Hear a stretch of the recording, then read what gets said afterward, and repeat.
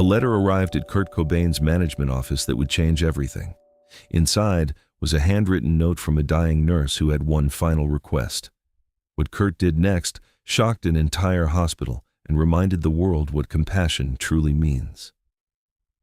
It was October 1993, and Nirvana was at the height of their fame. In Utero had just been released, and Kurt Cobain was drowning in the chaos of celebrity, touring schedules, and the relentless demands of being the voice of a generation. His management office in Seattle received hundreds of letters every week, most asking for autographs, concert tickets, or just a moment of his time. But one letter was different. It came in a plain white envelope with shaky handwriting on the front. No return address, just Kurt Cobain's name and the office address, written by someone whose hand was clearly struggling to hold the pen steady. The letter sat in a pile of fan mail for 3 days before anyone opened it. When they finally did, everything stopped. The letter was from a woman named Sarah Mitchell, a 42-year-old oncology nurse at Swedish Medical Center in Seattle. She wrote in simple, direct sentences, the kind of writing that comes from someone who doesn't have time to waste on unnecessary words. She had stage 4 breast cancer. She was still working, still taking care of her patients, even though her own body was failing. The doctors had given her 2 months, maybe 3 if she was lucky. Sarah wrote that she listened to Nirvana during her chemotherapy sessions. She wrote that Heart-Shaped Box helped her get through the worst days, when the nausea was so bad she couldn't stand, even when the pain made her want to give up. She wrote that Kurt's voice, raw and honest and completely unpolished, reminded her that it was okay to feel broken, that being broken didn't mean being worthless. She wasn't asking for anything.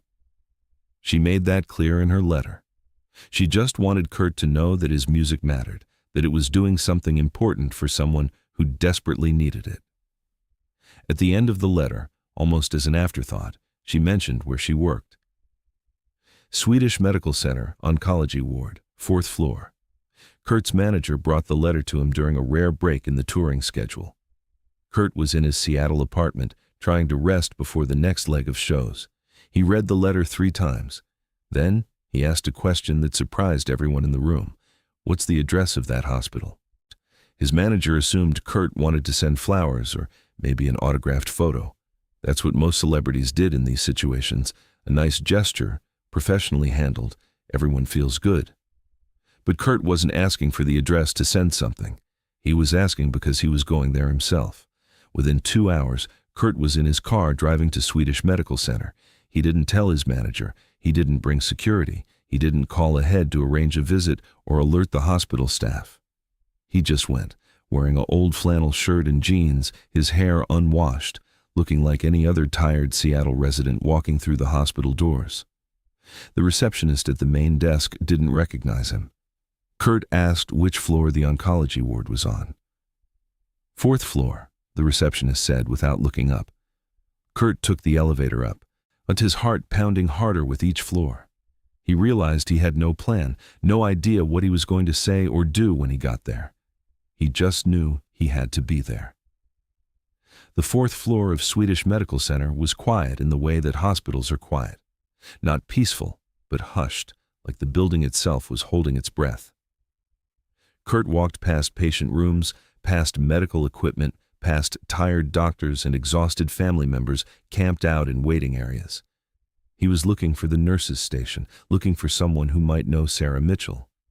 A young nurse looked up from her paperwork and saw Kurt standing there. For a moment, she didn't react. Then her eyes went wide. She started to say, but Kurt held up a hand. "I'm looking for Sarah Mitchell," he said quietly. "Is she working today?" The young nurse just stared at him. Kurt Cobain was standing in her hospital, asking about Sarah. Everyone on the floor knew Sarah. Everyone loved Sarah, even as they watched her dying while trying to save everyone else. The nurse managed to nod. "She's in the break room, room 447. But she's not, she's very sick." "I know," Kurt said. "That's why I'm here." Kurt walked to room 447 and stood outside the door for a long moment. He could hear someone crying softly inside. He knocked gently. The crying stopped. A weak voice said, "It's open." Sarah Mitchell was sitting in a worn chair, still in her scrubs, a cup of tea cooling on the table beside her. Her headscarf had slipped back, revealing the absence of hair underneath. Her face was gaunt, her skin had that translucent quality that comes from months of chemotherapy.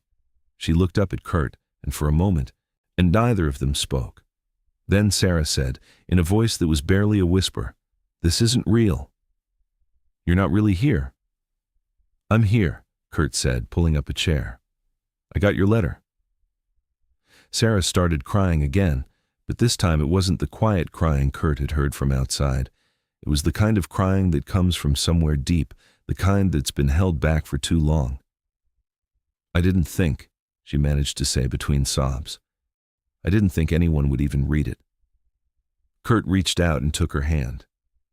"Your letter was the most important thing I read all month," he said. "Everything else is just noise. Sarah, you're dying, and you're still here taking care of people. That's the bravest thing I've ever heard." They talked for 20 minutes in that break room.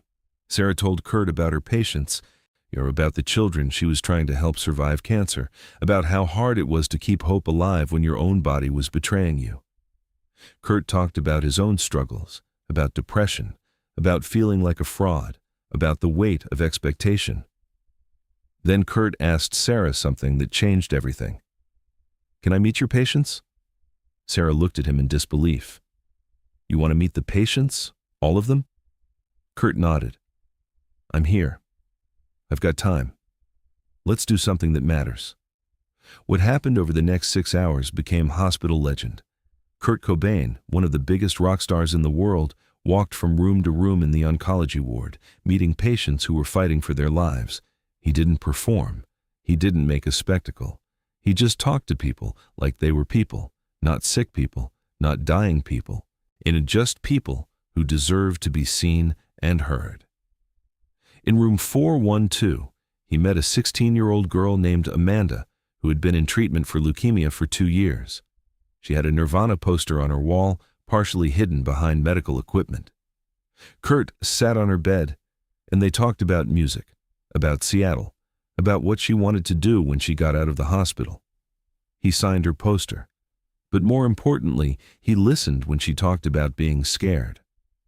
In room 419, he met an elderly man named Robert, who had never heard of Nirvana, but wanted to know why this scruffy young man was visiting. They talked about Robert's life, his time in the Navy, his wife who visited every day. Kurt stayed for 40 minutes, just listening to stories. The hospital staff watched in amazement as Kurt moved through the ward. He didn't rush. He didn't check his watch. He sat with a 12-year-old boy who loved basketball and couldn't play anymore. He held the hand of a woman who was too weak to speak, but squeezed his fingers to say thank you. Sarah followed him through most of it when she had the strength. She watched Kurt give her patients something no medicine could provide, a moment of normalcy, a reminder that they were more than their diagnosis, an hour or two of forgetting about what tomorrow might bring. Some patients didn't know who he was. Others were stunned into silence. All of them felt seen. Around hour 4, word had spread through the entire hospital. Doctors found excuses to walk past the oncology ward. Nurses who weren't on shift came in to see if it was true. Hospital administrators debated whether to intervene, but one look at the patients' faces told them to leave it alone. Something important was happening. Kurt eventually ended up back in the break room with Sarah. She was exhausted, barely able to keep her eyes open. "Thank you," she whispered. "You have no idea what this means to them. To me." Kurt shook his head. "Thank you for still being here, for still fighting, for still taking care of people when you could have given up. You're the one who's really brave." Before Kurt left the hospital that night, he did something that stunned the staff. He went to the hospital administrator's office and asked about funding for the oncology ward. He wanted to know what they needed, what they couldn't afford, what would make the patients' lives better. 3 days later, a donation of $50,000 arrived from an anonymous source, and everyone knew where it came from. Sarah Mitchell worked for another 6 weeks after Kurt's visit.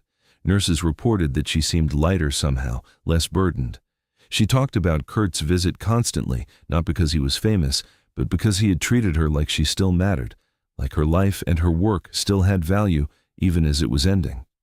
That gift, more than anything, gave her peace. Sarah died on November 28, 1993. Her funeral was small, just family and a few close friends from the hospital. But there was one flower arrangement that stood out, massive and beautiful, with a card that read, "For the bravest person I ever met, thank you for everything." The card was signed simply, K. The story of Kurt's hospital visit didn't become public until years after his death. Sarah's family finally shared it in 2003, wanting people to know who Kurt really was. The young nurse who first saw Kurt that day gave an interview describing how he had transformed the entire ward in a single afternoon. The 16-year-old girl, Amanda, survived her leukemia. She's now in her 40s and still has the poster Kurt signed. She tells everyone who'll listen that Kurt Cobain saved her life, not with his music, but with his presence, with the simple act of treating her like a person who mattered. That conversation, she says, gave her a reason to keep fighting. Several other patients from that day shared similar stories over the years. The elderly Navy veteran, Robert, lived another 2 years. Jessica survived and made it to her daughter's 5th birthday and several more after that. For Kurt, the experience seemed to shift something. People close to him reported that he talked about Sarah Mitchell often, about her courage, about her dedication to caring for others even when she needed care herself. Swedish Medical Center eventually created a small memorial plaque in the oncology ward break room, the same room where Kurt and Sarah first met. It reads, "In memory of Sarah Mitchell, RN, and all the caregivers who give everything." Below that is a quote. "Being broken doesn't mean being worthless. Hospital staff say it reminds them on the hardest days that their work matters." What Kurt Cobain did on that October day in 1993 wasn't revolutionary. He didn't cure cancer. He didn't perform miracles.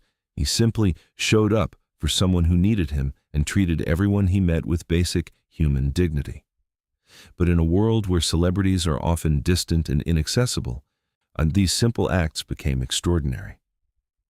Sarah Mitchell's letter to Kurt was found among his personal belongings after his death. He had kept it in a box with other things that mattered to him, photographs of Frances Bean, lyrics he was working on, letters from fans that had touched him. Sarah's letter was worn from being read multiple times, the creases soft from handling. He had returned to it again and again. The story of Kurt's hospital visit reminds us that compassion doesn't require grand gestures. Sometimes the most powerful thing we can do is simply show up, listen, and treat other people like they matter.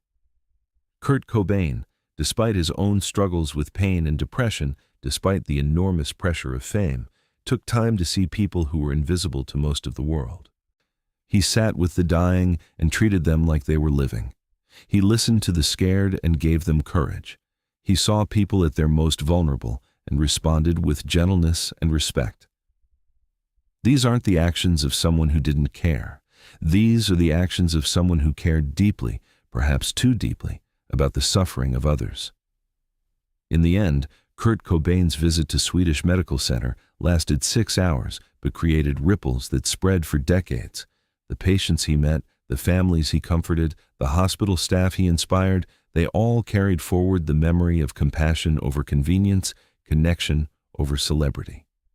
Sarah Mitchell wanted Kurt to know his music mattered.